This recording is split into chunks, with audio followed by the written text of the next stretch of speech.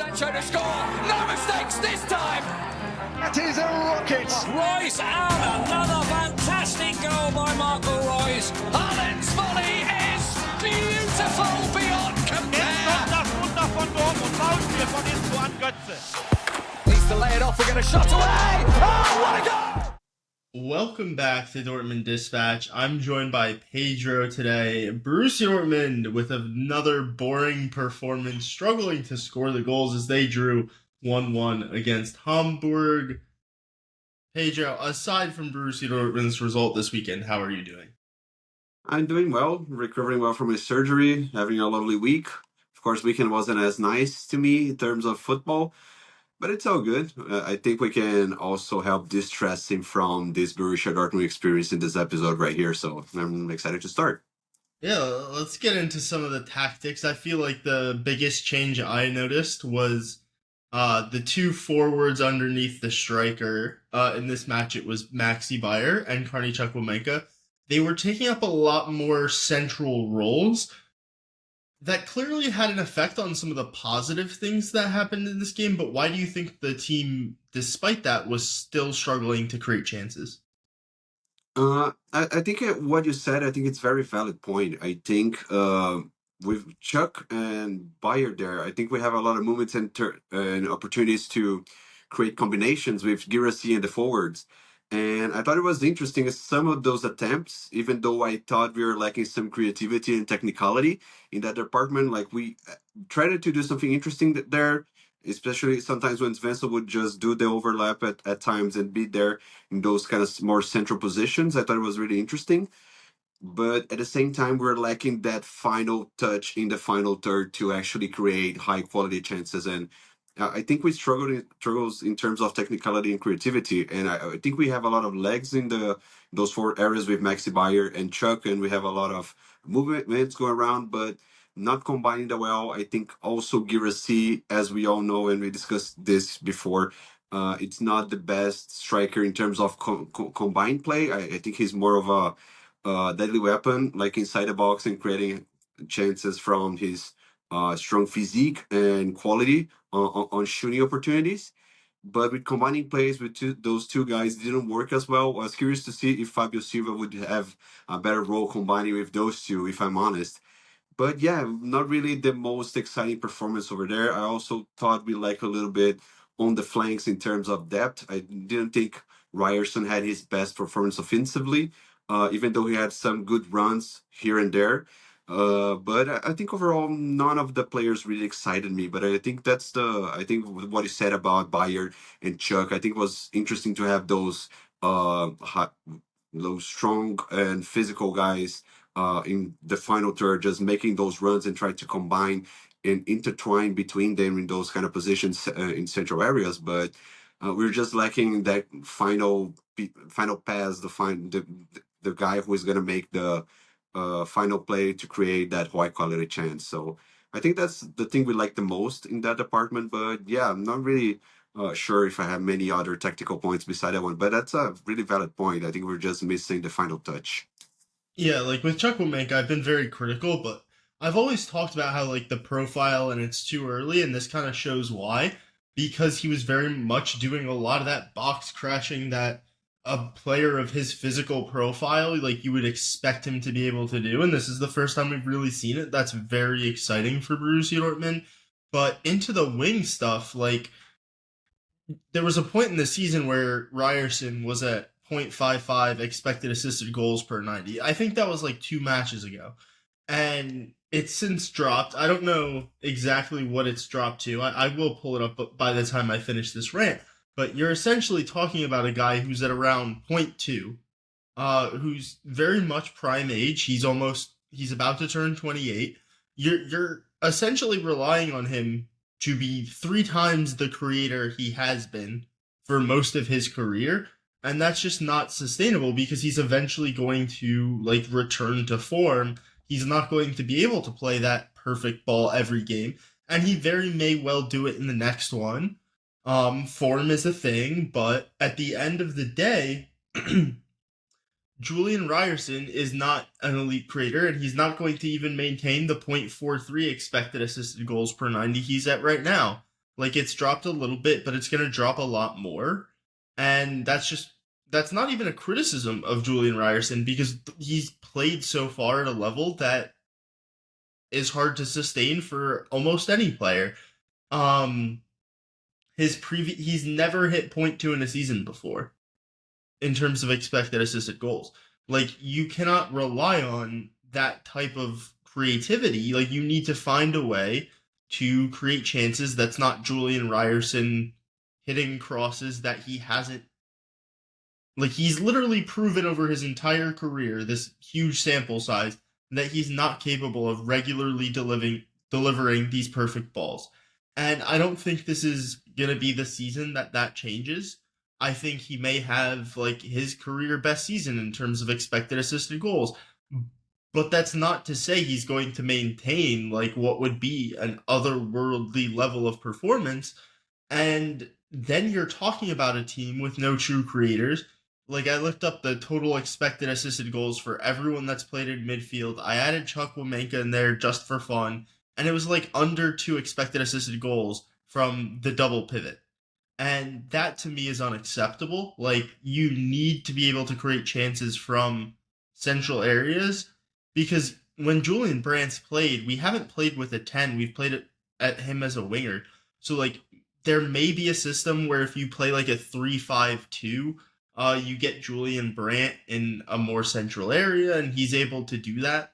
But right now, it's essentially just Pascal Gross, and Pascal Gross is very old. He can't be heavily involved in the build-up and in the final third. So you're seeing that kind of suffer, and it's just Svensson's, again, a ball progression guy. Like, Jan Koto hasn't proven that he can do a better job at right back than Ryerson.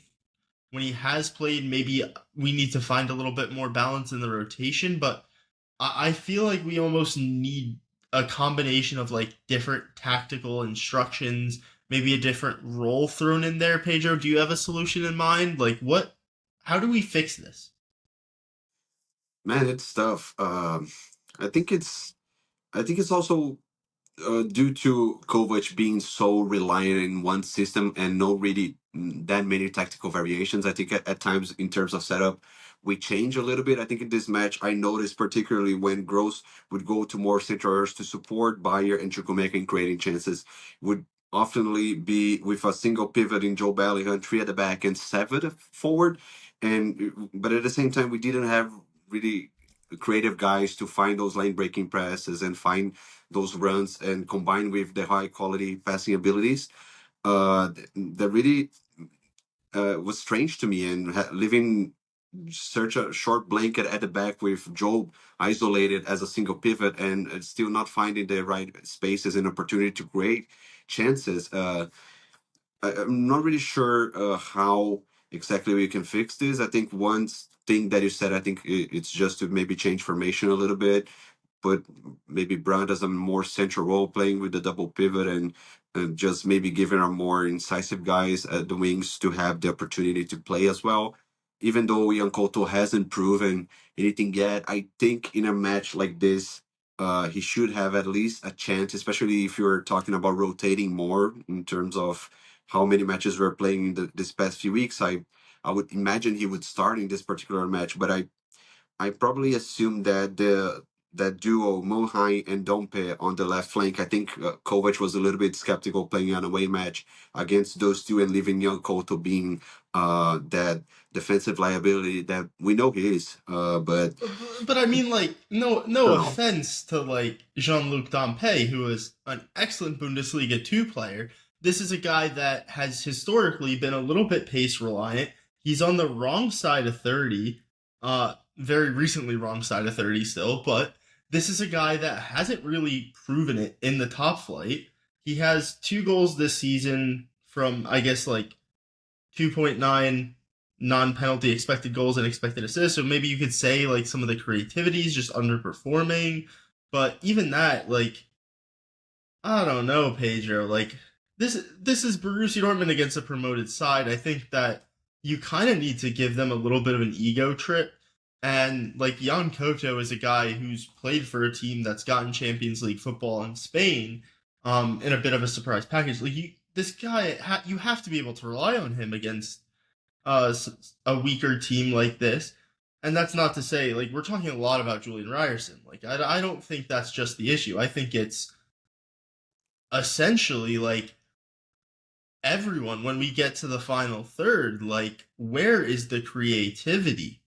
Because honestly, like, I think you were being a little harsh on Joe Bellingham. I think he did a great job getting the ball into the final third. But it's once we get there, like, I just genuinely didn't know. Like, I'd be maybe a little bit more critical of a guy like Pascal Gross. Like, in this match, he did some good ball progression stuff. But in the final third, he didn't do anything that to me is at the quality that he's proven he's capable of. You can talk about like your starting front line with Chukwuemeka, Bayer, and Garasi. Like none of these guys have proven they can create at anywhere near a high level. Like, is that the issue? Um, Um, well, like a honestly, little more balance. yeah. I mean, I'm not sure if what I said it sounded like I was criticizing Bellingham. That's not what I meant. Mhm. What I said, I think the system how we set it up in that 3-1-7, I think we are really. Uh, I mean, we have only Bellingham being the single pivot, so we have to find those opportunities to open space and finding those line breaking passes to get those overloads that Kovac was trying to make, but still we didn't have the creativity there. So really Yeah. wasn't on him. I think it was more on the setup that worried me. I think the idea was to overload those central areas, but at the same time, we didn't have the players to create the right opportunities. And I think it left Bellingham in a soft spot, especially defensively as well, with a short blanket to counters and transitions. And even on Yankoto, I think the Dompe critique is very fair, but at the same time, I think Jan could have struggled against a guy even up to the level of Dompe. I don't think he's a high level left winger in the top half of the Bundesliga. But at the same time, I wanted to see something more dairy from Kovac because I think in a match like this, with Ryerson just with legs a little bit sore from the midweek, I thought in this match, I think Yankoto would have an opportunity to help create that depth and being more incisive from the flank, just not only running to the byline, but also to the center as well to find those opportunities of crosses, which I think Girassi could have proved to be an interesting weapon in that regard. But it's not really, I'm not really criticizing Bellingham that much. I think only the setup worried me. The posture and the substitution worried me a little bit as well. Yeah, I'm not sure. You want let's. to talk about the subs a little bit, Oh, or absolutely. You're reading my mind. That's where I was going next. So the first sub comes at the 66th minute, and that's Karim Adeyemi for Maxi Bayer. Like for like, you do get a little bit more creativity with Adeyemi, but not a ton. And then you get Mecha coming in at the 82nd minute for Carney Chukwuemeka. And then in the 90 plus 3, you get Sabitzer for Gross, again, like for like. But you do get Aaron Anselmino for Seru Guirassy. So center back for a striker. But at this point of the match, we are, oh my God, I'm trying to do math. You're 17 minutes into a stretch where Hamburg was out shooting us. I believe it was like 6-0 after the 72nd minute. We had our last shot in the 72nd minute, Pedro. So, do you want to start in the 66th minute when we bring on Adeyemi for Bayer? Like, what would you have liked? Would you have liked to see something there in the 60th minute? What would you have liked to see at that point? That's around when they subbed. They brought in Königsdorfer for Paulson at the 62nd. So, would you have liked to match something there? I think I'd like to see maybe Julian Brandt at that point of the game. But I mean, I think if we see the substitutions, I think my main problem with them, it's like they're always obvious and they're always predictable. With Adeyemi coming from Bayer and Chukwuemeka leaving for Mecha. I think with Adeyemi, I think that's an eye for an eye. Like that's the usual substitution he does. And Bayer, I think with Adeyemi, I think aiming to go for more transitional match, especially leading the game at some point. I think I'm not sure when Chuck scored. I completely forgot when he scored, but 64th minute. 6-4, yeah. Yeah. So a little bit before the sub, we scored, so we were in front. So I think the main idea was to had that guy on transition, but I don't really get taking Chuck out, especially just living. I think he just put Job aside in matcha and gave Gross a more forward role, but. Yeah, he hasn't been the best this season. Pascal Gross, he only does that spin move. It's getting kind of like obvious right now. Everyone knows what it's gonna do, even though it has been effective last season. But yeah, I just wanted to see something more daring because I think we could have explored the counters a little bit better, just giving more creative weapons up front just to open that space and finding those passes with the cuts from Karina Diemi and Sergio Girassi. Maybe So Fabio Silva as well. potentially, More can I give you one? So sure. Yes. like let's keep it Kareem Adeyemi coming on, but like what if we bring him on from Gross and we drop Chuck Womenka into that 8 role? Because you talked I'd about it, love like to see that. we're commanding possession of the ball at this point in the match, and you said it already, like we're playing essentially a 3-1-7, so you can keep Chuck Womenka into the slightly more deeper midfield role, drop him a tiny bit, play him almost as a 10, and then keep that same onus on Joe Bellingham, but instead you're adding that pace, that out ball, you're forcing Hamburg a little bit deeper, and you get to keep Maxi Bayer on as well. So I just think you could do something like that, which is very, very aggressive, but you want to kill the game off, and I think you can keep that same like Kovac mentality, the Kovac discipline, so you still stay defensively solid and you get a little bit more attacking flair on the pitch. And you can start to try and kill the game off. So like that's one way to do it, but I think there is another. I think at that point, like you're talking about rotation, there's the way to do it where you start a player, but you can also bring him off the bench. So you could have brought on Jan Koto at that point.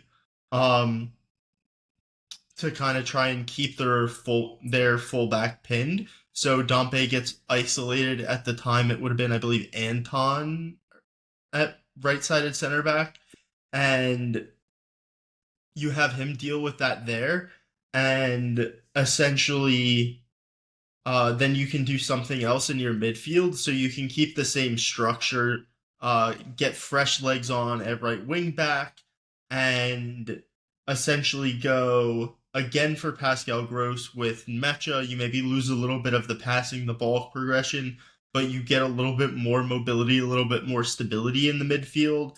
And you can also go like for like up top with Kareem Adeyemi coming on for Bayer to get that out ball again, because we still haven't let Maxi Bayer run in behind for whatever reason. So those are the two things that I think, like one's super aggressive, and the other is like allows you to combine some of that rotation going into the international break with some fresh legs and a little bit of a different profile in midfield. So you get a bit of the best of both worlds, I think, by giving yourself that stability in the center of the park and maybe trying to get a little bit more attacking on your right side.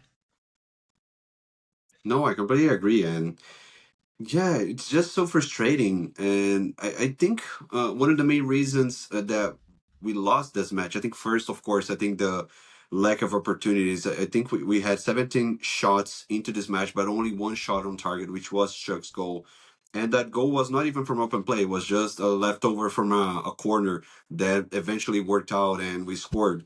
But yeah, I think that's major first reason we were not aggressive enough and we did not have creative weapons to create more quality chances to the forwards. And at the same time, I think we're a little bit too lenient on the transitional play.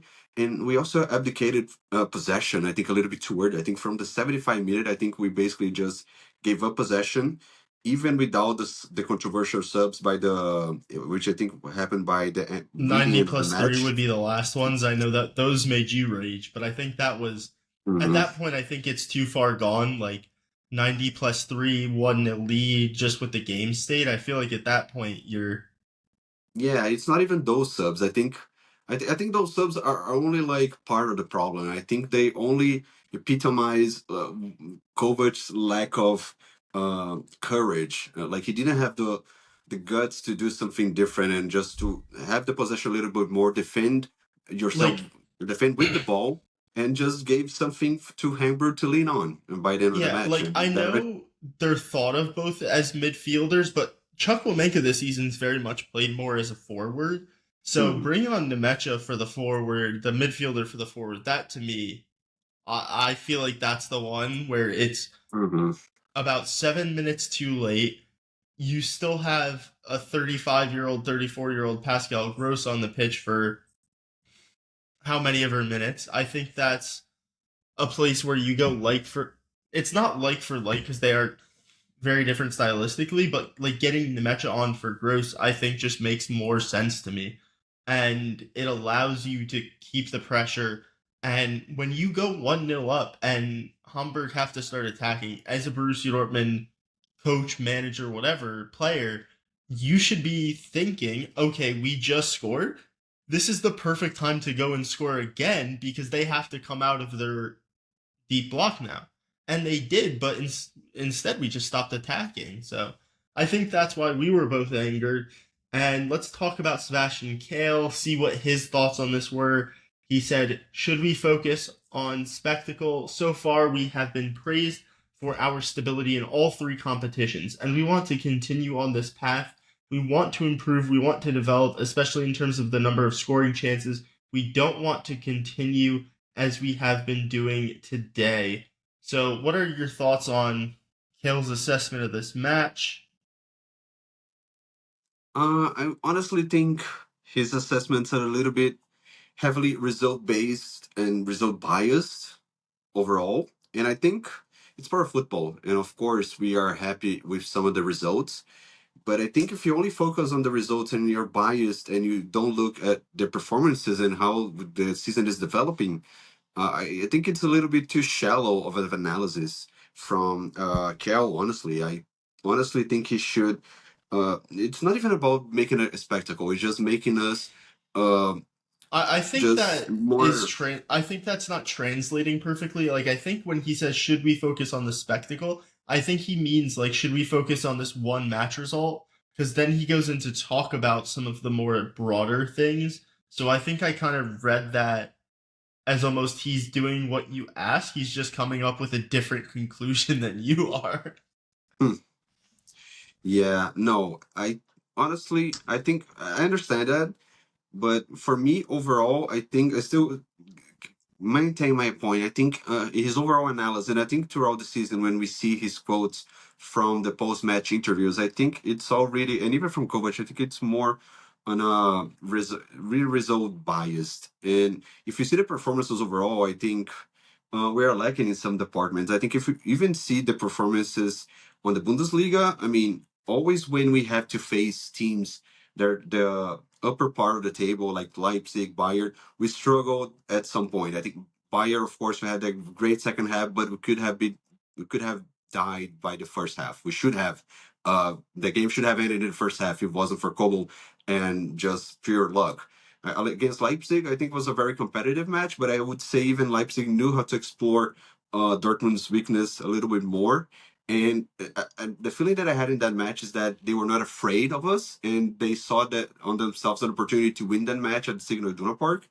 So for me, overall, even the Pokal performances hasn't been that great as well. I think Frankfurt performed better than us, and overall should have deserved a qualification. Of course, we only qualified through penalties. We didn't win that match overall, and even against Essen in the first phase, that was a terrible match. We only win because of Girassi found a scrappy goal for us.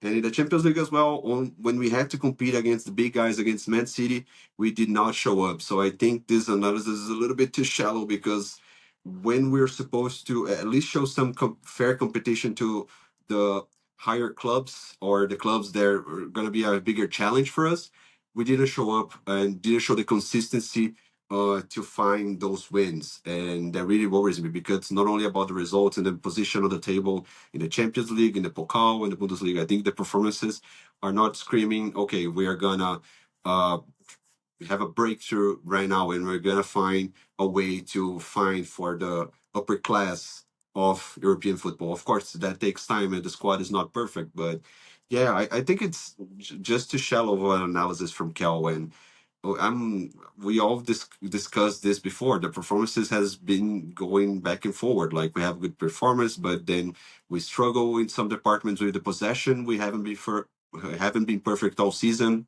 So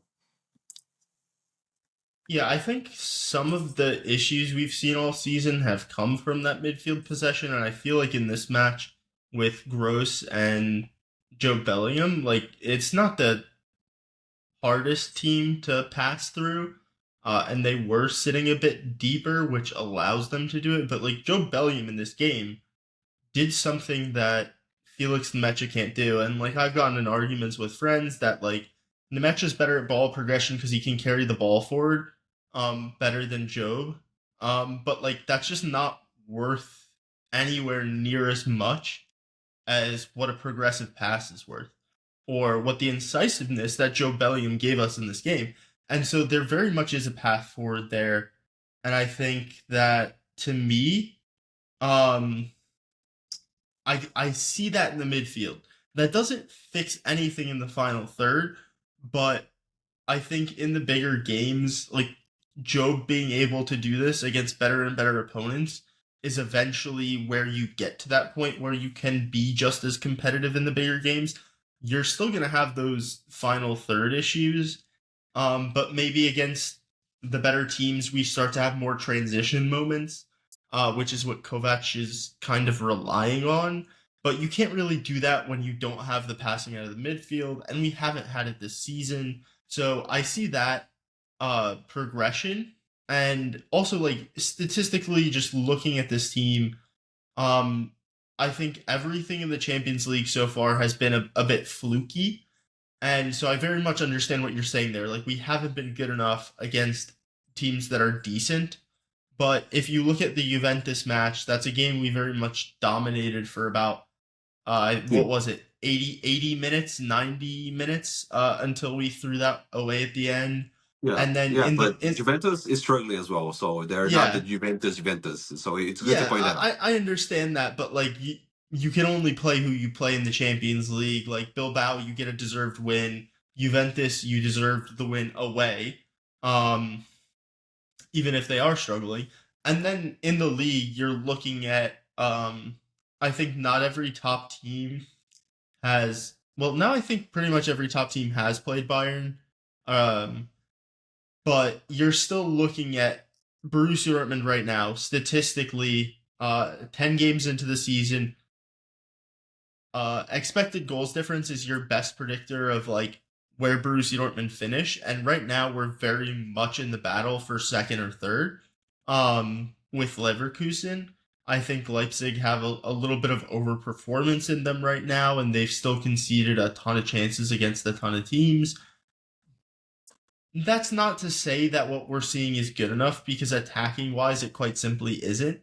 But I do understand some of the neutrality that Sebastian Kehl's like, we're not great. Like, he's not saying we're good. He's not saying we're great. He's saying we're stable in all three competitions. And I think, like, going out of a time where Borussia Dortmund was anything but stable to right now, I think we're very much in a better place than we were 12 months ago.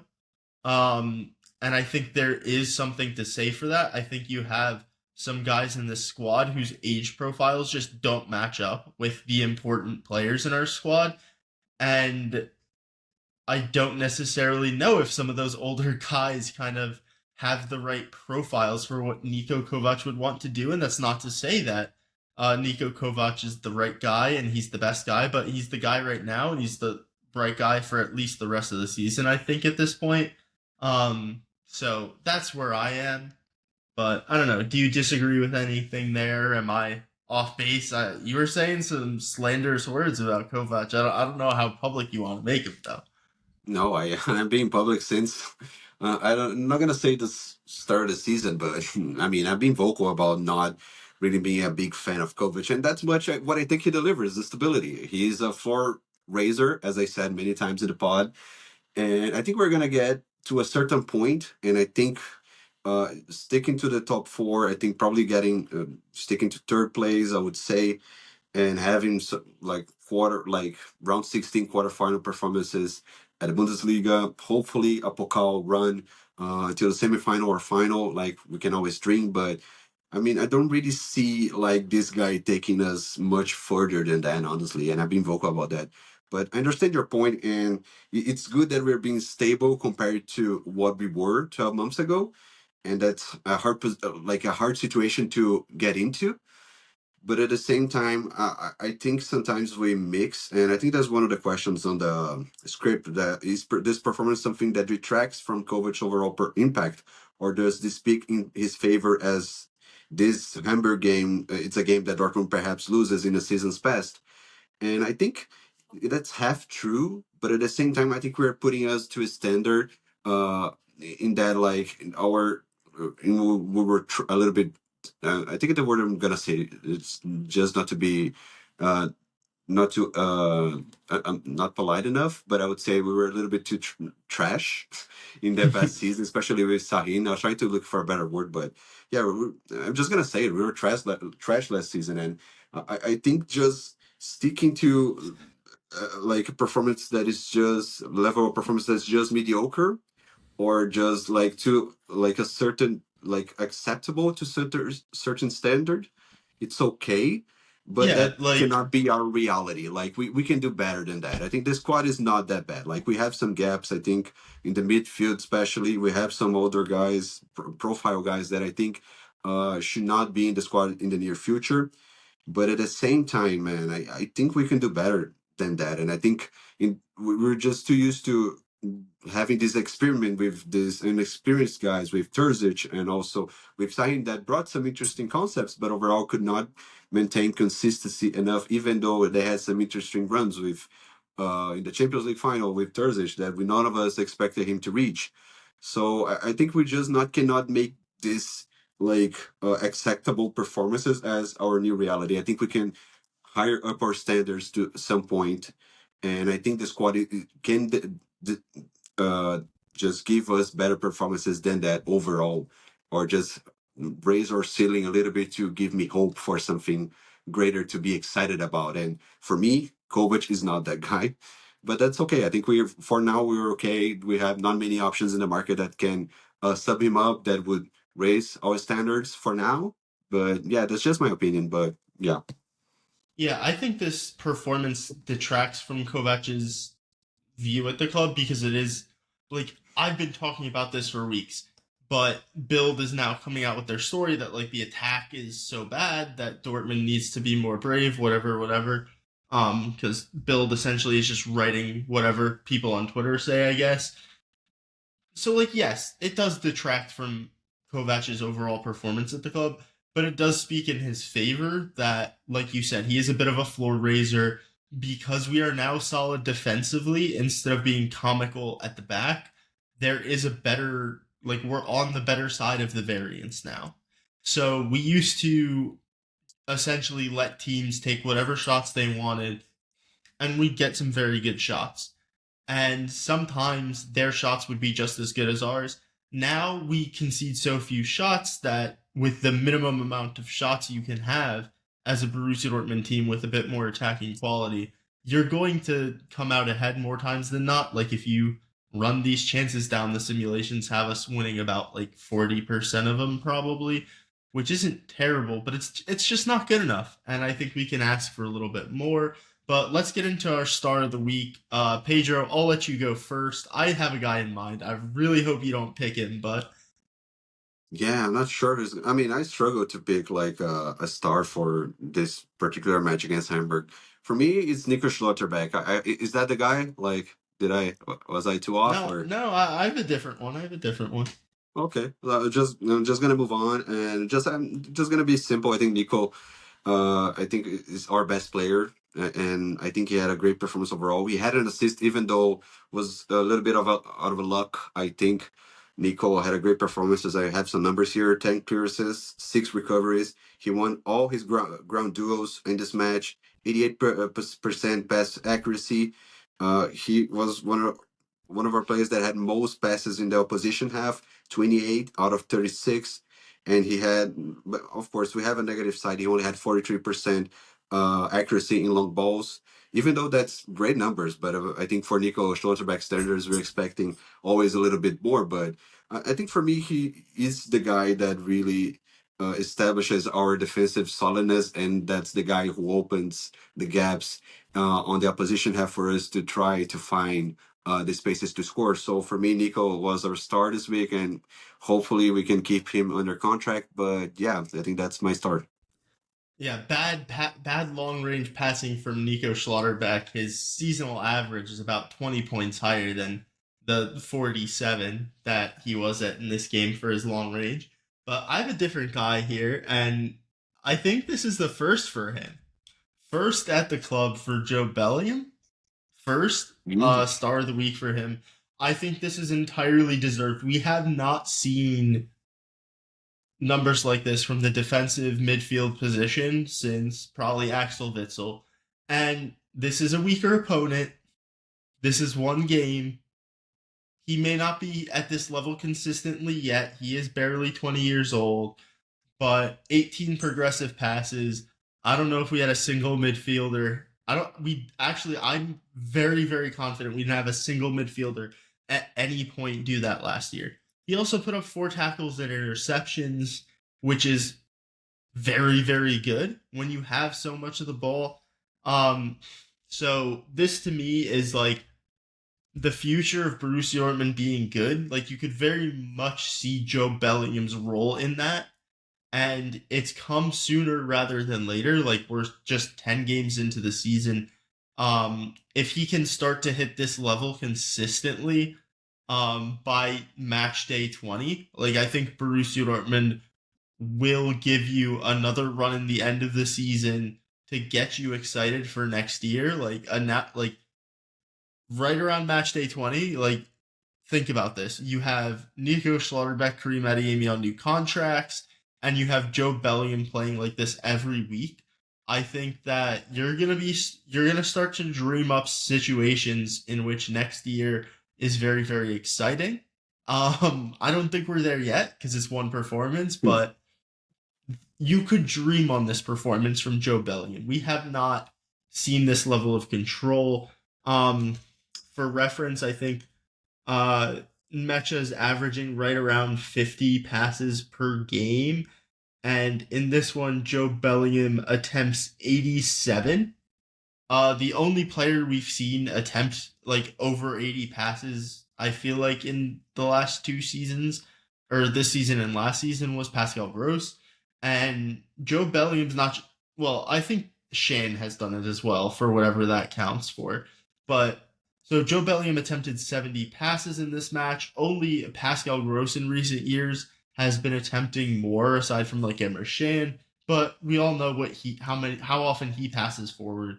So you have Joe Bellingham with 16 final third entries. That's more than Pascal Gross. And he's doing that with 88.6% pass accuracy. These are genuinely elite numbers. This is what Borussia Dortmund has been missing in recent years in the 6. And it's very exciting to think about the future with that. But Pedro, who's your dud of the week? I think I'm just gonna keep it short. I think I already talked too much about Niko Kovač. I think he was a little bit too coward in this match against Hamburg, and I thought he could have found better alternatives, not only from a tactical standpoint, and also from a personnel standpoint. I think he had some different alternatives there that could have worked better than what he did. And I mean, it's just it's just what I said. Like from the 75-minute, you just abdicate possession and you put 5 center backs, and you cannot defend a cross from the half space. It just tells me that he was a little bit too coward on his substitutions, the way he positioned the team, and he's still like, even if it was just for the sake of the win, he didn't get that either. So it really was the dud for me this week, and hopefully we can bounce back from that. And yeah, I think I'm just gonna keep it like that. I think Nico, it's my dud, and yeah, I think you can go for yours. Yeah, I gotta go with Sergio Girassi. Like, he scored the goal against like Augsburg. That was like a gift. This guy's not getting on the end of the chances that he's paid to right now, and this is a troubling sign. I don't know what it would take for me to kind of fully believe that he can be back to his best next year. I think he'll be better at some point this year, but this stretch of games, I mean, like, I don't know what to say. Like, show me why we gave you the money. Like, you got a 13 million signing bonus. That's 2 Daniel Svenssons. I'd like 2 Daniel Svenssons. I don't know. Like, you're one of the highest paid players at the club, one of the highest paid players in Borussia Dortmund history over a 4-year contract. Like, we're talking about 40 million over, or not 40. We're talking about like 50 million because he's on 9 a year.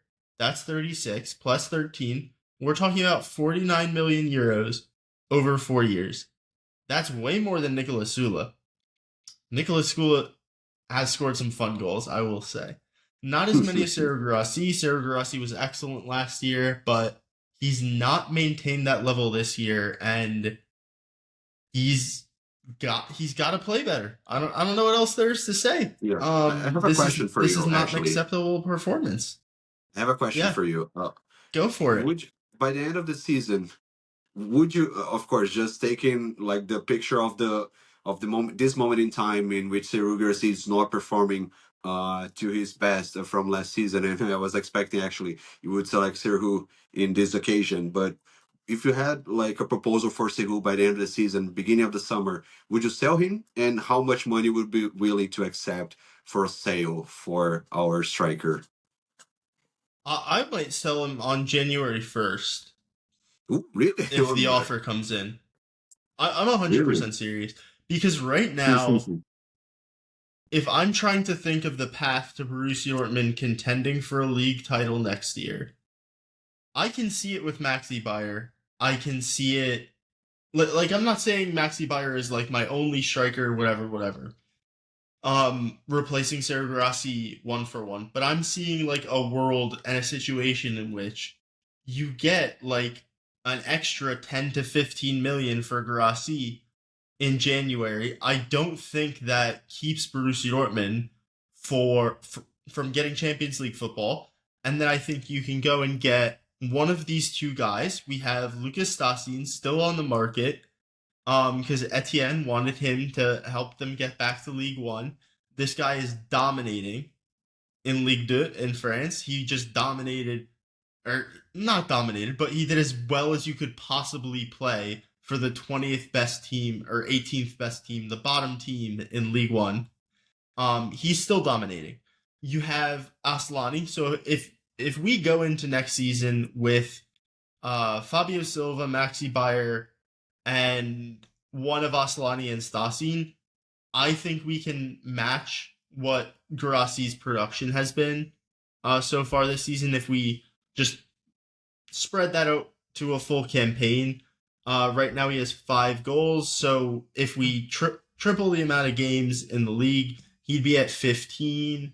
The per 90s are a little bit better, so like right now he's at about 0.65 per 90. Aslani's at about the same. He's played, I think, less minutes, though.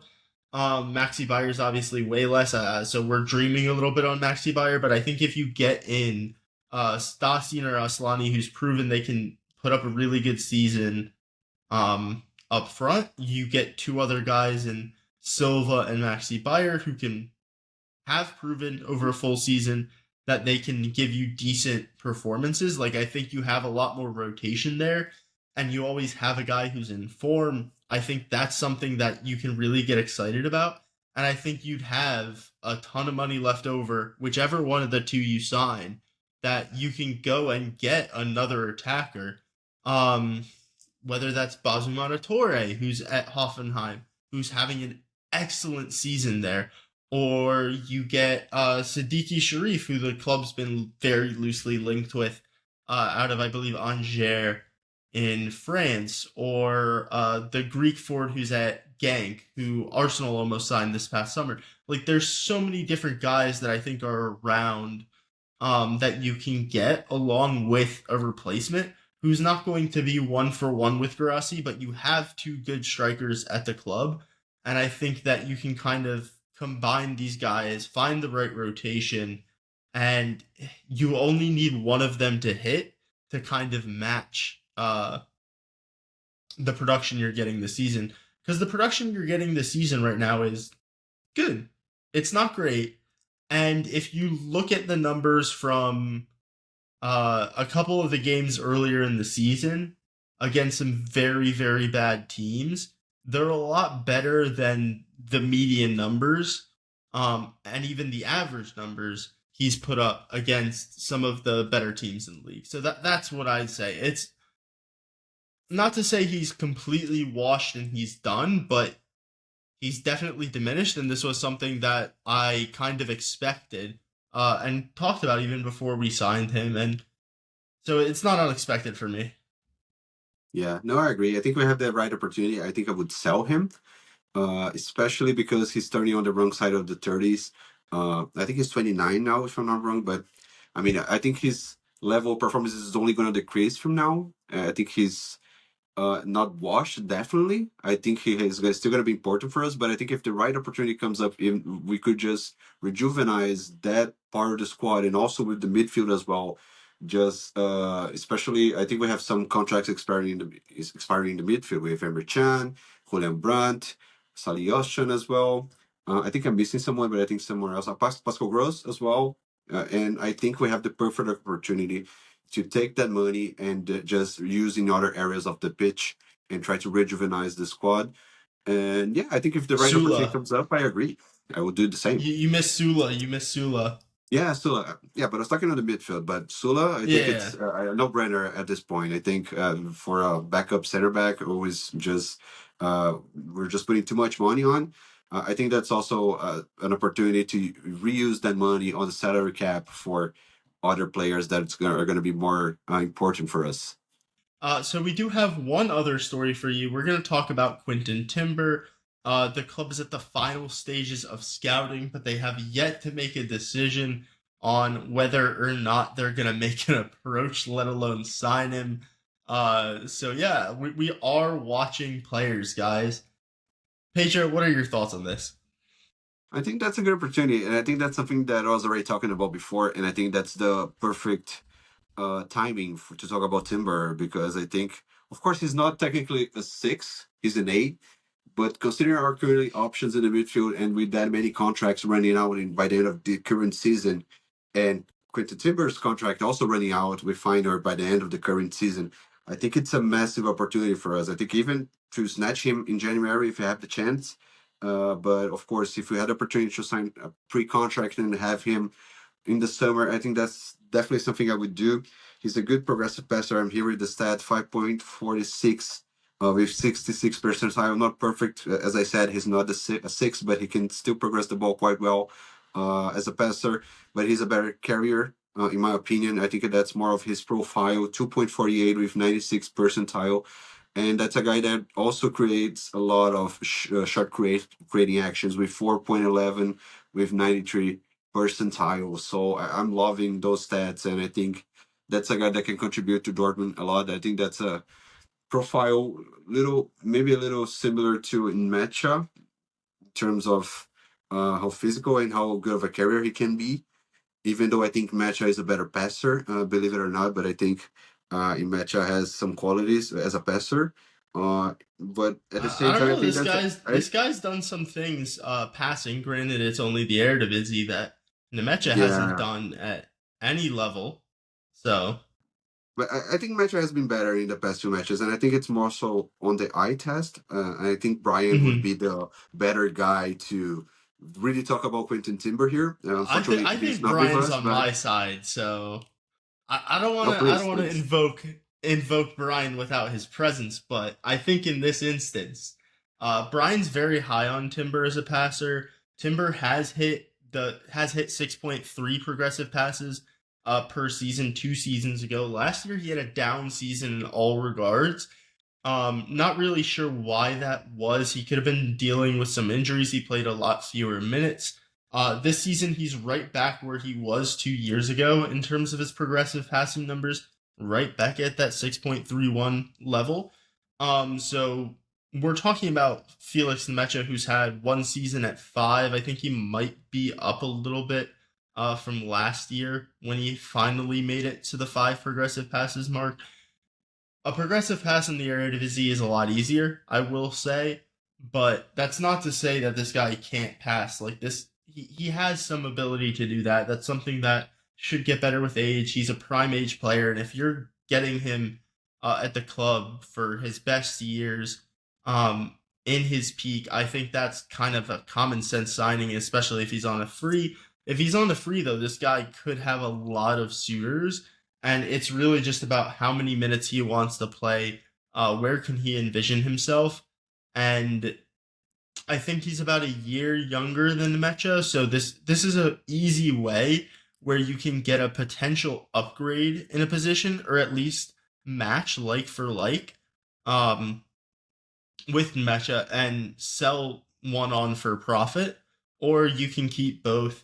But if you kept both, I'd find it hard to imagine Watson in the squad. So it really depends on how they rate his development and if they expect to sell Felix Nmecha, which I think they may do because he would only have 2 years left on his contract. Yeah, that makes sense. But yeah, that's a guy I'll definitely sign as well, and especially. I think we can keep even both next season. I think Watkin can have 1 more year on a loan deal somewhere else. But yeah, if that's a deal, I'll definitely do it. Hopefully it materializes. Yeah, well, that'll do it for us. We will shout out the top 5 of the Dortmund Dispatch Fantasy Bundesliga League. I have moved into the top 30, so I'm catching up on the guys in the top 10. So trying to keep that up. But we have Supercalifragilistic maintaining the top spot with a 600 point lead. Bissek and Bauer moving into second. German Plate in third. Red Munich in fourth. We got to get rid of the Bayern fans, guys. We gotta focus up, lock in. We got to secure the top 5.